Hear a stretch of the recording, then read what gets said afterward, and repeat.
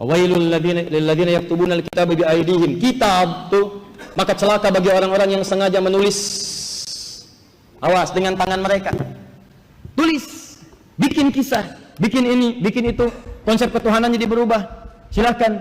Apa di antara yang berubah? Diterangkan oleh Quran langsung. Jadi Quran menerangkan nih apa yang mereka tuliskan. Ya, yang sebelumnya mereka bikin. Ternyata ditetapkan Nabi bukan dari kalangan mereka. Yang dibawa bukan kitab jadi yang mereka harapkan. Akhirnya apa yang terjadi? Sebelum kitab itu sempurna dan sebagainya, dipalingkan isi-isinya. Tuh, tulis. Tuhan, yang tadinya Nabi Isa menyembah satu Tuhan. Lihat, ini kita bicara dengan persepsi kita ya. Kalau sedang disoal, kita diskusi. Ya, jangan langsung tersangka aja, yang itu nggak tepat. Kalau ada yang tidak beda pendapat, kita diskusi. Jangan mencela orang, kita diskusi dengan cara yang ilmiah. Di begitu disoalin Nabi Musa, Nabi Isa dijelaskan oleh Quran. Hei, di antara yang tidak benar itu Anda menuliskan di situ. Fawailul lilladzina yaktubuna alkitaba biaydihim. Celaka bagi orang yang ngarang-ngarang dengan tangannya, nuliskan di Alkitab yang tidak seperti itu sebelumnya. Ya, Ten Commandment isinya begini, kenapa jadi berubah seperti itu? Hei, Taurat begini, Injil isinya begini, kenapa Anda rubah begitu? Apa di antara yang dirubah? Anda mengatakan Nabi Isa itu adalah Tuhan. Awas.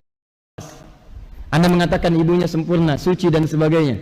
Kemudian dari situ melahirkan seorang anak, diangkat jadi Tuhan. Satu jadi tiga di antara satu dan sebagainya. Turun berita dari Al-Quran. Ini tidak seperti pada Injil yang diturunkan sebelumnya. Ini tidak sama dengan apa yang disampaikan di Taurat sebelumnya. Yang benar itu begini, Tuhan itu cuma satu, menunjuk pada satu yang satu. Bahkan Nabi Isa pun, Yesus pun, Al-Masih pun, Mesias pun mengatakan saya bukan Tuhan. Ibrani pasal 3 ayat 1 itu adalah satu-satunya teks dalam perjanjian baru yang menyebut Yesus sebagai rasul. Apa maknanya rasul? Rasul itu dalam bahasa Yunani adalah apostolos, artinya utusan. Dan kata apostolos ini merupakan terjemahan dari bahasa Ibrani saliyah atau bahasa Aram seliha. Banyak orang-orang yang tidak mengerti iman Kristen kemudian mempertentangkan gelar rasul ini dengan keilahian Kristus. Mereka mengatakan, kalau Yesus sendiri dalam Alkitab disebut rasul, mengapa orang Kristen menyebutnya bahkan menuhankannya Yesus sebagai anak Allah, bahkan sebagai salah satu dari Tritunggal yang Maha Esa, yaitu Bapa, Putra, dan Roh Kudus. Saudara-saudara, sekarang ini adalah era lintas agama. Dan di era ini kita didukung oleh segala macam kemudahan alat komunikasi secara khusus di era revolusi industri yang keempat. Oleh karena itu apa yang dahulu tidak mungkin kita capai, sekarang hanya dalam detik Anda bisa browsing atau Anda bisa googling di alat kita ini, di HP kita masing-masing ini, dengan hanya modal uang pulsa 50 atau 100 ribu, Anda bisa menjelajah dunia untuk mengunjungi perpustakaan besar dunia yang salah satunya menyimpan teks-teks asli kitab suci. Oleh karena itu era ini tidak bisa lagi kita memaksakan paradigma kita untuk menilai orang lain. Begitu juga tidak mungkin kita dinilai dari paradigma orang atau agama lain. Yang pertama-tama ditekankan bahwa sumber kesalahpahaman antar agama-agama di Indonesia atau di seluruh dunia itu apabila kita mengukur orang lain dari sudut pandang kita. Kita pun juga tidak perlu mengintervensi tafsiran atau kitab suci dari agama orang lain. Tetapi juga adalah hak jawab kita sebagai seorang Kristen ketika Alkitab kita, ketika iman kita diintervensi oleh orang atau agama lain. Salah satu contoh yang saya sampaikan adalah tentang gelar rasul ini. Saudara-saudara, kita tahu bahwa sebenarnya Islam itu sangat menghormati Isa Al-Masih yang disebut sebagai Yesus Kristus dalam bahasa Yunani. Tetapi perspektif Islam, perspektif Yahudi, perspektif Kristen tentang satu peristilahan itu berbeda satu sama lain meskipun kadang-kadang memakai istilah yang sama. Lebih-lebih karena baik orang Yahudi, Kristen di satu pihak dan orang Muslim itu memiliki sumber kebudayaan yang sama, yaitu kebudayaan Timur Tengah. Nah, oleh karena itu di dalam Yahudi ada istilah nabi, dalam Islam ada istilah nabi, dalam Kristen ada istilah nabi. Dalam Islam ada istilah Injil, dalam Kristen pun ada istilah Injil. Justru karena kesamaan-kesamaan istilah itu, makanya orang mencoba memahami istilah yang sama dari perspektifnya. Seperti kata Rasul tadi, saudara-saudara. Berbeda misalnya hubungan antara orang Kristen dan orang Hindu, atau orang Kristen dan orang Buddha, atau orang Kristen dengan orang Konghucu. Karena agama-agama ini tidak mirip satu sama lain, maka di sana tidak ada tabrakan terminologi.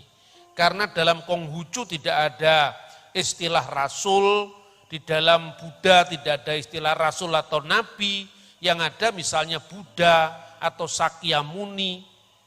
Meskipun saudara-saudara, kita ini memiliki peristilan-peristilan yang sama, tapi maknanya berbeda. Oleh karena itu, misalnya saya berikan contoh. Kalau di dalam agama Islam, yang disebut nabi itu biasanya ditafsirkan begini atau dimaknai begini. Seorang yang mendapatkan wahyu dari Tuhan dan tidak wajib menyampaikannya kepada umat manusia. Kalau kepercayaan dan pengharapan yang kita megahkan. Jadi Musa menubuatkan apa yang akan terjadi. Kristus adalah kegenapan dari nubuat Musa dan juga kitab nabi-nabi. Dalam makna inilah Yesus disebut sebagai Sang Mesia. Dan orang Kristen disuruh meneladani dua teladan ini. Yang pertama Musa yang setia di rumah Allah. Keteladanan sebagai seorang pelayan Tuhan, sebagai seorang yang melayani. Tapi lebih daripada itu, keteladanan dari putra tunggal Allah itu sendiri yang meninggalkan surga dan menjadi manusia. Dan dalam kemanusiaannya itu, Yesua disebut Hamasia, Yesus disebut Kristus. Dan itu teladan utama dari iman kita sebagai seorang Kristen, teladan pelayanan kita, teladan perilaku hidup kita, teladan bagaimana kita berbuat sebagai hamba-hamba bagi kemuliaan nama Tuhan Bapa surgawi kita. Saudara-saudara yang dikasihi Tuhan, dalam hal inilah maka gelar Mesias dalam iman Kristiani, yaitu Musia atau Masiah dalam bahasa Ibrani. Itu mengandung 3 dimensi. Yang pertama nabi, kedua imam, dan ketiga raja. Dan semuanya ini disebutkan dalam Alkitab. Misalnya, Mesias sebagai nabi. Di dalam kitab Ulangan pasal 18 ayat 15 disebutkan, Nabi Miherbeka Meaheka Kamoni Yakim Adonai Eloheka Alautismaun. Seorang nabi di tengah-tengahmu, artinya di tengah-tengah Israel, tidak di luar Israel. Meaheka di antara saudaramu. Kamuni yang seperti aku, seperti Musa. Yakim Adonai akan dibangkitkan oleh Tuhan, Adonai Eloheka, Allah sembahanmu, Alautismaun. Dialah yang seharusnya kamu dengarkan. Di tengah-tengahmu artinya di tengah-tengah Bani Israel. Tidak di luar Israel. Karena ada banyak orang yang menyalahpahami nubuat ini. Katanya nabi ini bukan nabi dari kalangan Israel, karena saudara Israel yang diidentikan dengan Iska itu adalah Ismail. maka nabi ini di antara saudaramu berarti saudaranya Ishak, yaitu keturunan Ismail. Ini tafsiran yang tidak berdasar. Mengapa? Karena yang disebut Israel itu bukan Ishak, tapi Yakub. Dan Bani Israel itu memiliki 12 saudara. Karena itu di tengah-tengahmu, itu nih di tengah-tengah Bani Yakub, di tengah-tengah Bani Israel. Me'aheka, di antara saudaramu, secara khusus lagi karena ayat ini berbicara kepada Mose atau kepada Musa. Sedangkan Musa dan Harun berasal dari suku Lewi. Maka Nabi Sang Mesias yang salah satu gelarnya adalah Nabi ini lahir dari saudara suku Lewi. Dan saudara suku Lewi itu adalah suku Yehuda, suku Benyamin, suku Yusuf.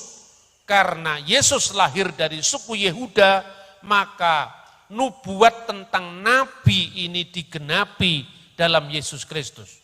Dan nabi ini seperti Musa, kamoni seperti aku. Bukan karena kesamaan Musa dengan nabi yang ditafsirkan di luar Israel itu.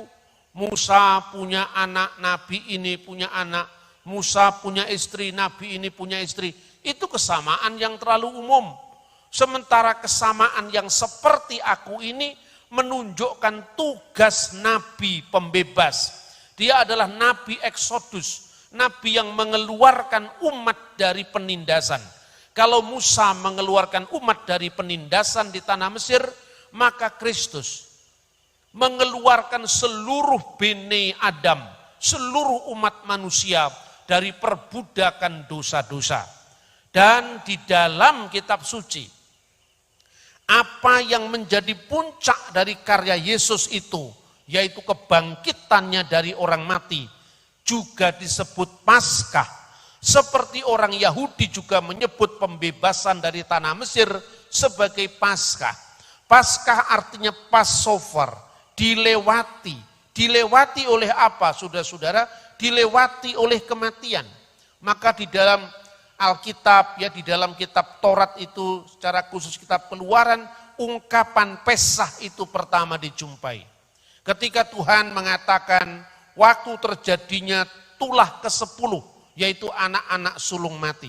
Tuhan berfirman di sana, Veraiti et hadam, dan apabila aku melihat tanda darah itu, ufesakti, maka aku akan lewat, akan pesah alaihem, di antara mereka.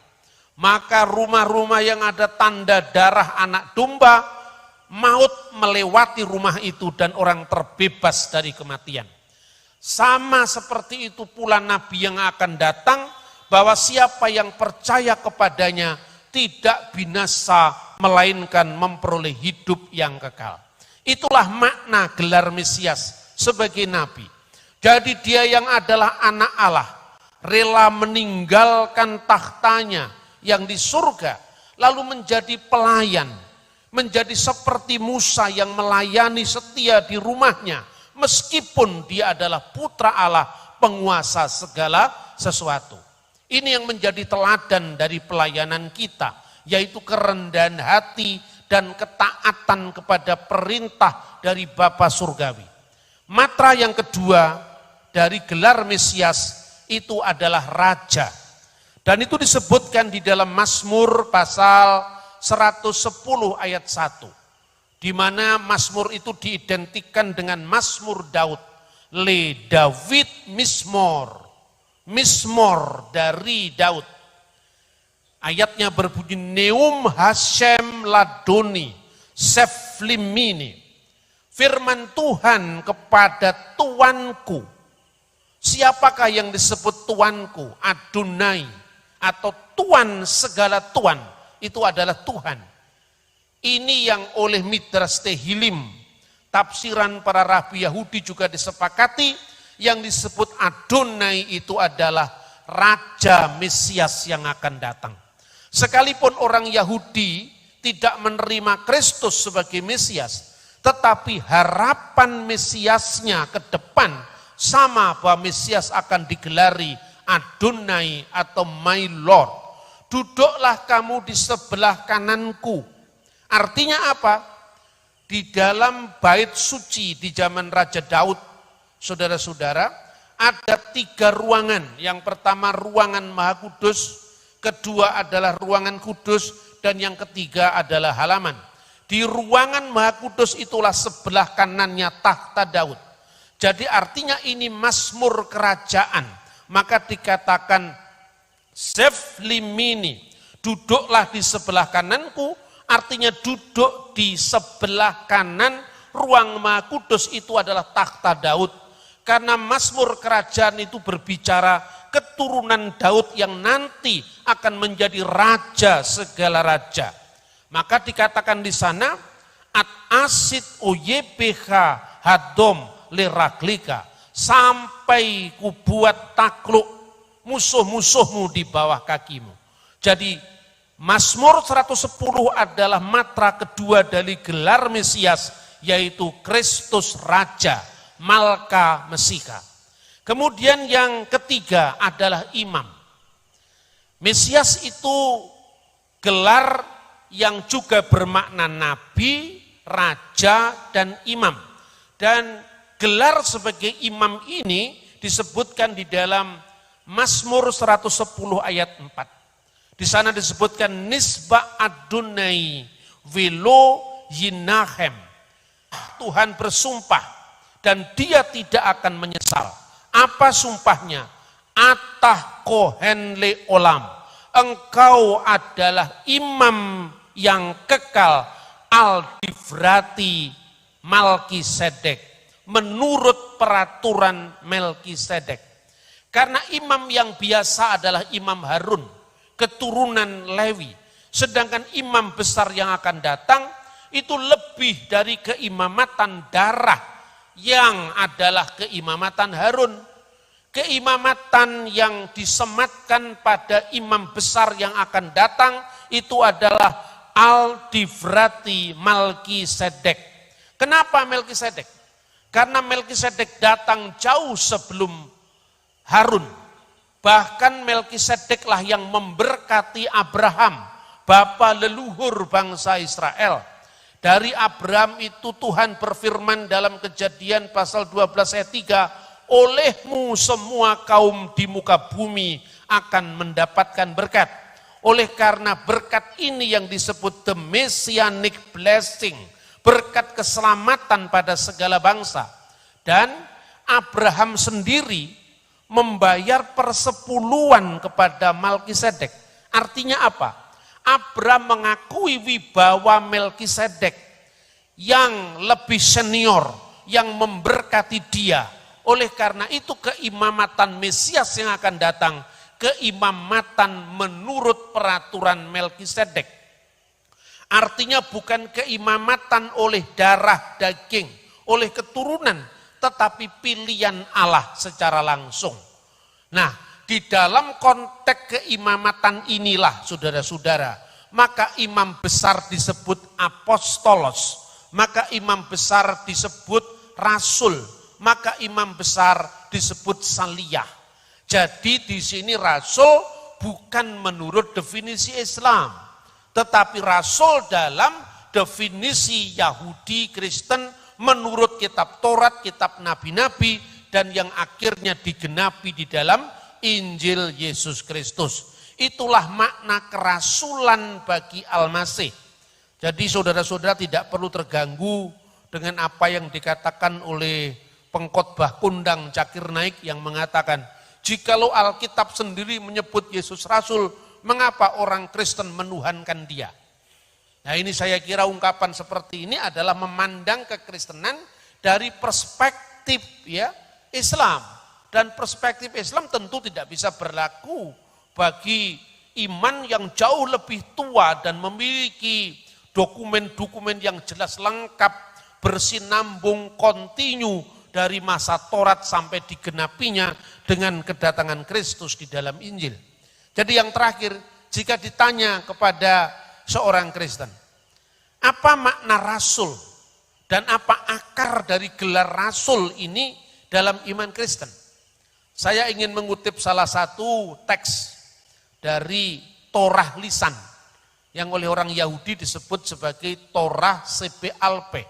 Torah lisan ini biasanya disebut Talmud, ya. Saya mengutip Talmud bukan menyamakan kekristenan dan Yudaisme, tetapi saya ingin menegaskan bahwa Yahudi dan Kristen memiliki akar yang sama. Bukan sekedar Paskahnya sama-sama bermakna keluaran dari tanah Mesir bagi orang Yahudi, dan keluaran umat manusia dari segala dosa-dosa dalam iman Kristen, tetapi juga sampai kepada peristilahan, simbol misalnya Paskah Yahudi, itu memiliki simbol roti dengan anggur. Ketika memecah-mecahkan roti, orang Yahudi mengatakan dalam Seder HaPesach, halakma anea diakalu afaktana bi'ar amisraim. Inilah roti sengsara yang dimakan oleh nenek moyang kita di Mesir. Orang Kristen pun ketika Kristus, kita membaca dalam Alkitab, ketika Yesus mengadakan perjamuan malam, dia juga menggunakan simbol yang sama, yaitu roti yang dipecah-pecahkan. Tetapi Yesus tidak pernah mengatakan inilah roti sengsara yang dimakan oleh nenek moyang kita di Mesir. Tapi dia mengatakan inilah tubuhku yang dipecah-pecahkan. Artinya Kristus menyadari bahwa dirinya adalah penggenapan dari perjanjian lama, secara khusus adalah Paskah Yahudi.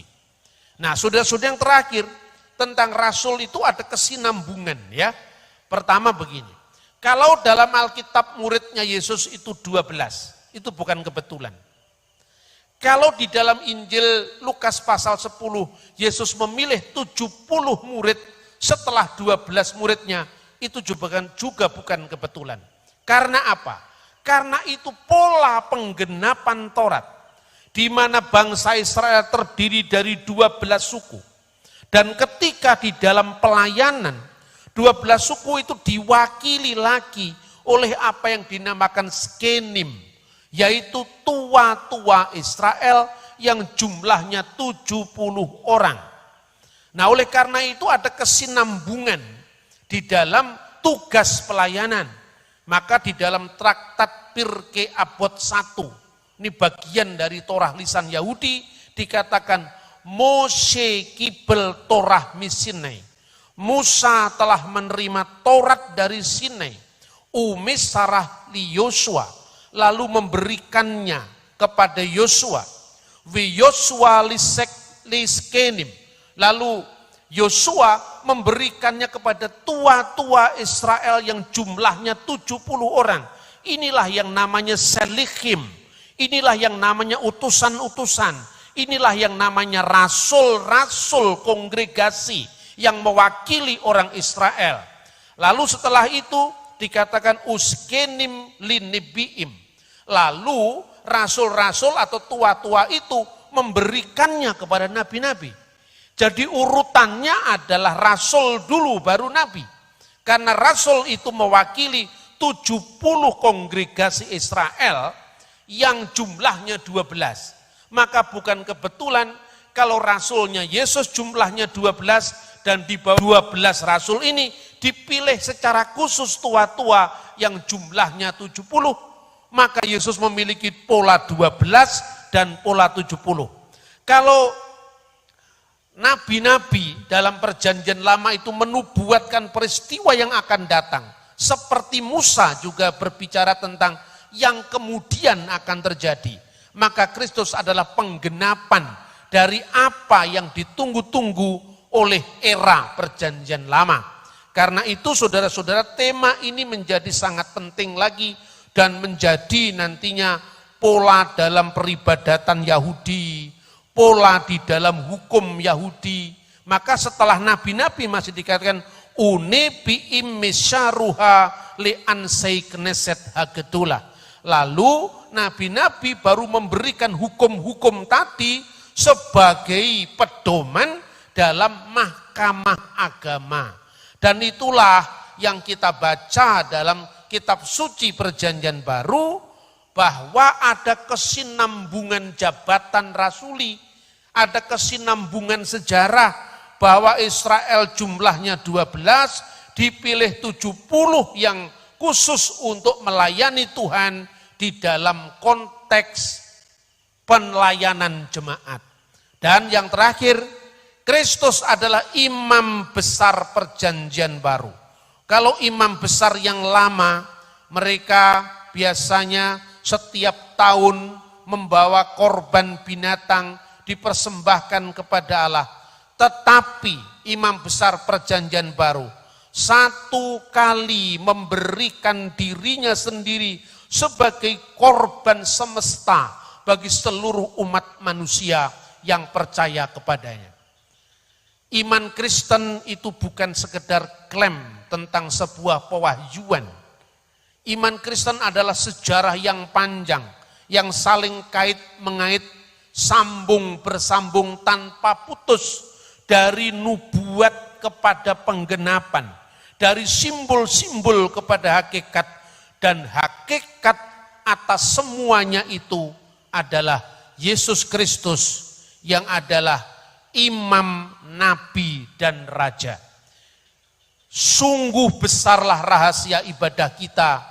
Tuhan yang telah menyatakan dirinya sebagai manusia dan tinggal di antara kita, dan kita telah melihat kemuliaannya, yaitu kemuliaan yang diberikan kepadanya sebagai putra tunggal Bapa, penuh kasih karunia dan kebenaran. Teladan kita bukan sekedar Musa yang setia di rumah Tuhan, tetapi teladan kita juga adalah teladan segala teladan, nabi segala nabi, raja segala raja, imam segala imam, yaitu imam besar perjanjian baru. Maka keimamatan ini mengikat gereja, karena itu sangat penting dalam konteks upacara korban. Dan korban Kristus adalah sekali untuk selama-lamanya bagi setiap orang yang percaya kepadanya. Segala kemuliaan bagi Bapa dan Putra dan Roh Kudus, sekarang dan selalu, serta sepanjang segala masa.